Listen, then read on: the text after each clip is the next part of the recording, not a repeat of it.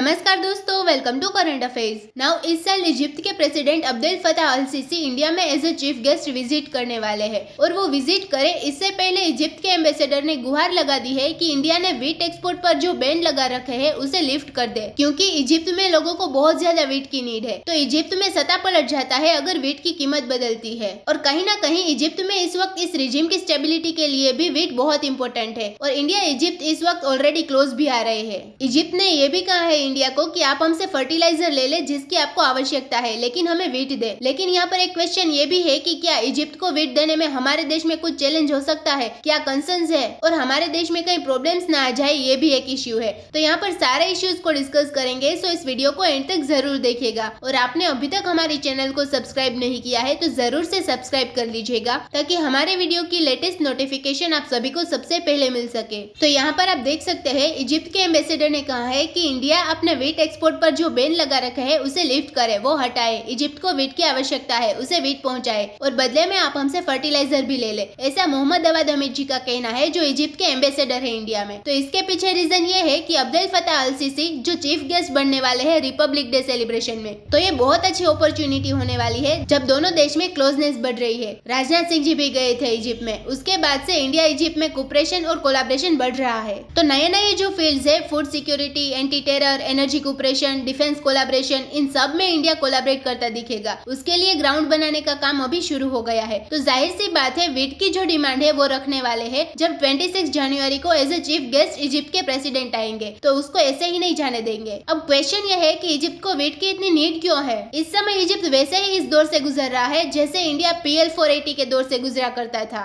Egypt world का सबसे बड़ा वीट इंपोर्टर है। इंडिया अपना ग्रेन है ये ब्लैक सी रूट से परचेज करता रहता है, मतलब कि यूक्रेन रशिया में जो वीट प्रोडक्शन होता रहता है उसे ही ये खरीदता है। और आपको मालूम होगा रशिया का स्पेशल मिलिट्री ऑपरेशन होता है यूक्रेन में और रशिया यूक्रेन वॉर हो जाती है और पूरा वीट इंपोर्ट डिसरप्ट हो जाता है। मई 2022 में इंडिया ने भी वीट एक्सपोर्ट्स को बैन कर दिया था, लेकिन कुछ कंट्रीज जैसे इजिप्ट के लिए अलाउंसेस दिए गए। उनको फूड सिक्योरिटी की नीड है और उनको 1.8 लाख टन वीट एक्सपोर्ट भी किया था इंडिया ने। इजिप्ट मेनली इंपोर्टेड वीट पर रिलाई करता है। उसकी टोटल 103 मिलियन पॉपुलेशन में से 70 मिलियन पॉपुलेशन सब्सिडाइज्ड ब्रेड जो गवर्नमेंट प्रोवाइड करती है उस पर निर्भर करते हैं अपने फूड नीड्स के लिए। इजिप्ट में जो ब्रेड बनता है उसे आइश बलाडी कहते हैं, यहाँ पर आप इमेज में देख सकते हो। तो वीट इजिप्टियन का स्टेपल फूड है। Egyptians 150 to 180 kg bread per capita consume करते हैं। दुनिया में बाकी जगह 70-80 kg पर कैपिटा कंजप्शन होता है। तो इजिप्टियंस बहुत ज्यादा रिलाई करते हैं वीट पर। इजिप्ट के जो भी रिजिम है, जो भी रूलिंग गवर्नमेंट है, वो हमेशा इंश्योर करती है कि वीट अफोर्डेबल प्राइस पर लोगों तक पहुंचे। आइश बलाडी यानी वहाँ की जो रोटी है उसकी कीमत बढ़े नहीं, क्योंकि नहीं तो लोगों में आक्रोश बढ़ जाएगा और रीजन स्टेबिलिटी पर सवाल उठेगा और वापस सिविल वॉर जैसी सिचुएशन बन सकती है। इस समय इजिप्ट में वीट की स्ट्रेटेजिक रिजर्व 4.5 महीने के लिए सफिशिएंट है, मतलब कि इजिप्ट के पास सिर्फ 4.5 महीने का ही वीट बचा है। इसलिए इजिप्ट को वीट की आवश्यकता है और रीजन स्टेबिलिटी के लिए इंडिया उसकी हेल्प करे। और इजिप्ट ये भी कह रहा है कि इसके बदले में हम नाइट्रोजिनस फर्टिलाइजर्स एक्सपोर्ट कर देंगे। इजिप्ट वर्ल्ड का 5th लार्जेस्ट नाइट्रोजिनस फर्टिलाइजर का एक्सपोर्टर है, यूरिया बेस्ड फर्टिलाइजर्स, और इंडिया ट्रेडिशनल बायर है। 10% of export market nitrogenous fertiliser का इंडिया ही कंट्रीब्यूट करता है। आपको मालूम होगा रशिया सबसे बड़ा फर्टिलाइजर सप्लायर बन गया था इंडिया का, जिसमें अलग अलग प्रकार के फर्टिलाइजर्स इंक्लूड हो रहे थे।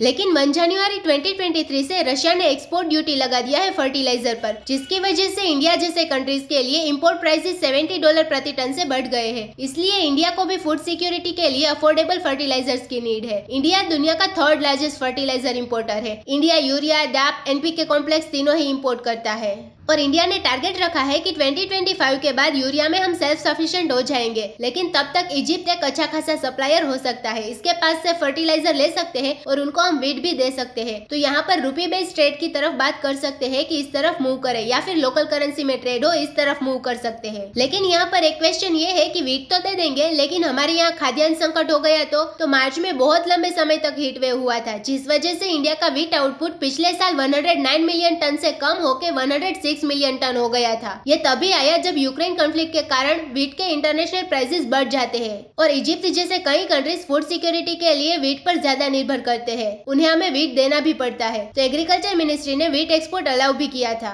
उसके बाद 1 जनवरी 2023 के स्टेटमेंट के मुताबिक इंडिया के पास 15.9 मिलियन टन वीट अवेलेबल है। बफर नॉर्म की रिक्वायरमेंट है 13.8 मिलियन टन, यानी इंडिया के पास सरप्लस वीट तो है। इस साल की बात करें जो प्रोडक्शन होने वाला है उस न्यू रिकॉर्ड की, तो 2022 2022-23 में अनुमान लगाया जा रहा है कि इस साल इंडिया में 112 लाख टन प्रोडक्शन होने वाला है। अगर कोई हीट वेव जैसा कुछ ना आए तो रिकॉर्ड वीट प्रोडक्शन होने वाला है। तो ऐसा लग रहा है कि इंडिया जो रिक्वायरमेंट है इजिप्ट की उसको फुलफिल करेगा। 26 जनवरी को जब इजिप्ट के प्रेसिडेंट आएंगे तो इंडिया शायद उसकी रिक्वायरमेंट फुलफिल करेगा। तो दोस्तों इसी नोट के साथ वीडियो करते हैं खत्म। उम्मीद है यहाँ पे आपको काफी कुछ जानने को मिला होगा। Thank you for listening.